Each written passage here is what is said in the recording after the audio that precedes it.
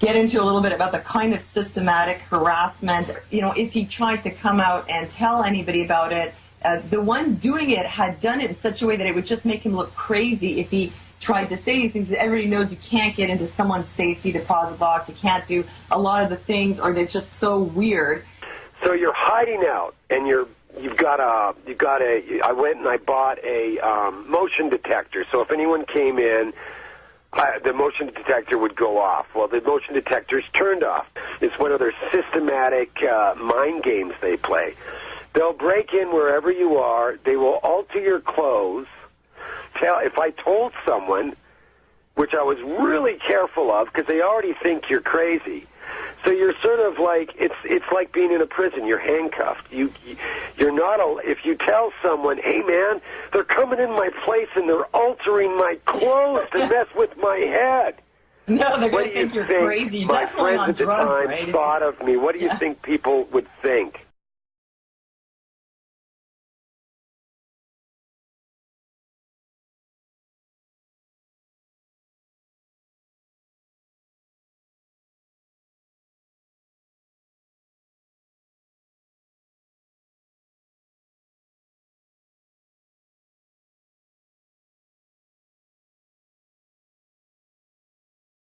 If you're not up on the lingo, is basically a place where on regular runs a plane flies over a designated spot like on these tracks, and drugs and sometimes money are parachuted down.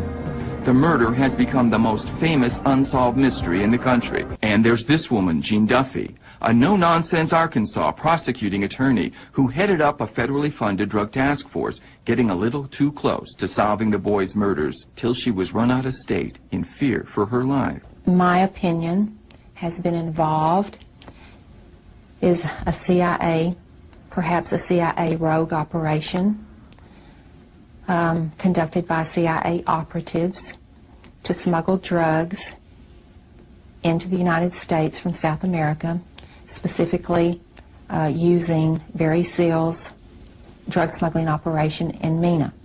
And this man, Adler Berryman Seal, the most successful drug smuggler in American history. He was the most famous cocaine buccaneer in an era that abounded with them, most famous by a mile. And this is the man who tracked him to his home lair, Russell Welch, a criminal investigator for major crimes for the Arkansas State Police, whose no-nonsense investigation of smuggler Seal brought down upon him a ferocious and coordinated wrath that cost him his career, his health, and almost his life when he was sprayed in the face with military-grade anthrax. Last year, California's entire prison system came under fierce scrutiny. The state Senate began an inquiry into whether a code of silence was protecting corrupt officers and victimizing whistleblowers. California's prison system teeters on the brink of being declared bankrupt, not only in its policy, but in its morality, starting with top prison brass. Powder supposedly trying to emulate anthrax was sent to me in a letter basically telling me to back off. They use force on inmates. They beat up inmates. They planted evidence or weapons in cells. Donald Vodka is now in hiding. We had to agree his lawyer came to the interview and we couldn't say where we met them. Ever since I broke the code of silence, I've lost everything. I've lost friends that I had associated with the Department of Corrections. I've lost some of my family members. I've lost everything. I've lost my career. I lost financially. It has devastated me. I'm on the move all the time. Why? Because I fear for my life. Seriously? Seriously. It's one small step for man, one giant leap.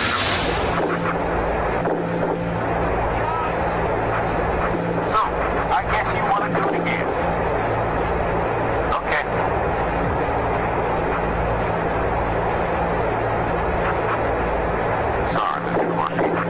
Ambrose Chappell, ex-CIA agent, refused to take part in the mission. He retired from the service and later became a pastor in Baltimore. 30 years later, I think it's time to bring an end to this story. Kubrick is no longer with us, and I think it's all right to tell, to reveal this secret. The men who participated in this project were all paid very well. They promised secrecy, and they promised to disappear forever. They were given new identities and new faces and new lives in some remote place in the world.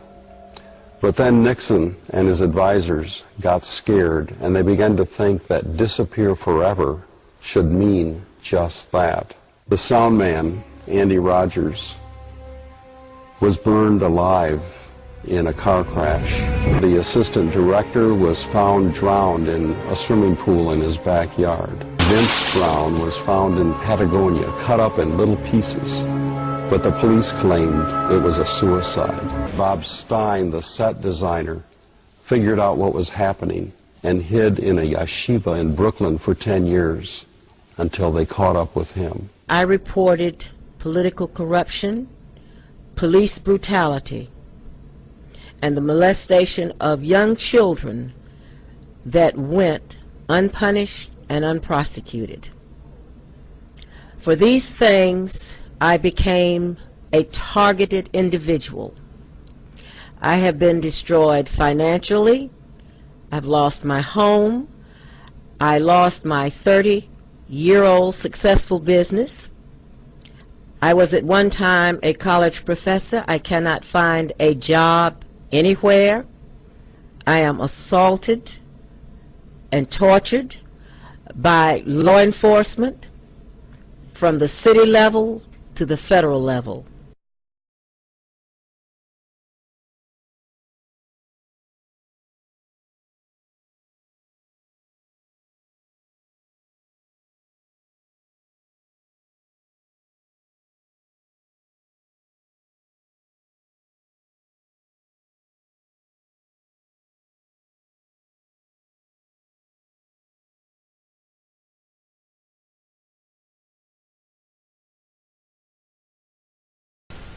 I'm a victim of electronic harassment.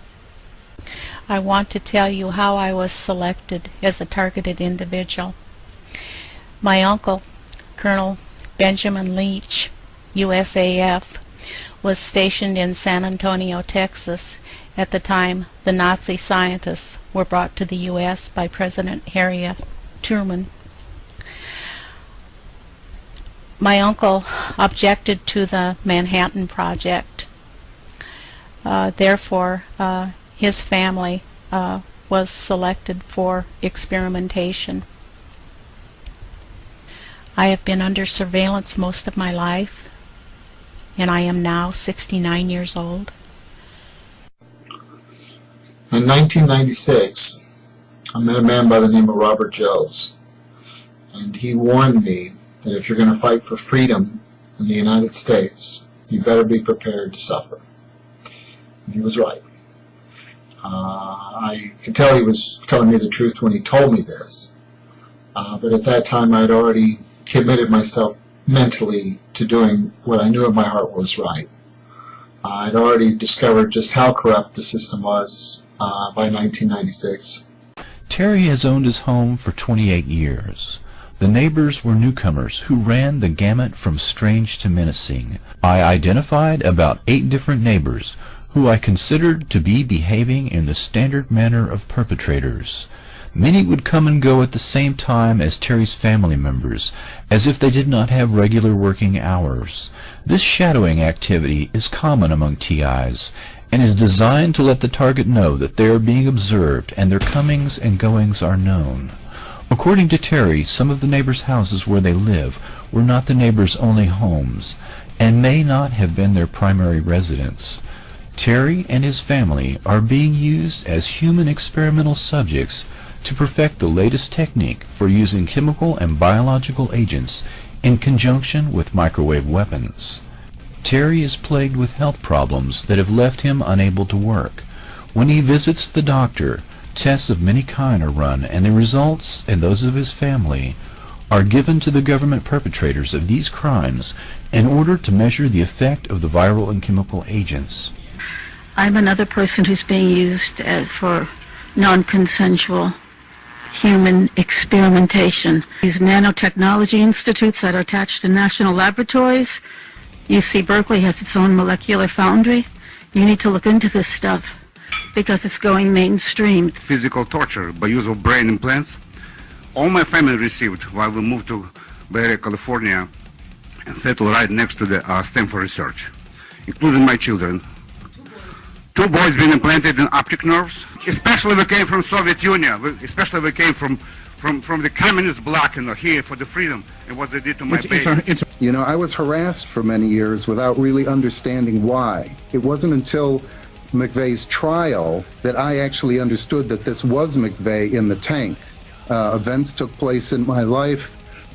I was harassed. I had hang-up phone calls. The people that were investing in my film pulled out. People would say to me, "Did you make somebody mad? What's going on?" And I would have no idea what they're talking about. It wasn't until not only that I saw that I had McVeigh on the tape, but until a couple of years later when I realized that this was the clincher piece, that this was the piece that established that McVeigh worked for the government. He wasn't some lone wolf nut. Of electronic harassment and terroristic tactics being used against innocent U.S. citizens on a daily basis.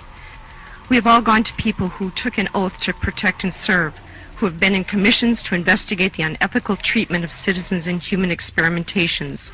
We have been denied protection and service and have been ignored by commission after commission. Enough is enough. This is America. We're supposed to be better than this. We all know what Hitler did to the Jewish people.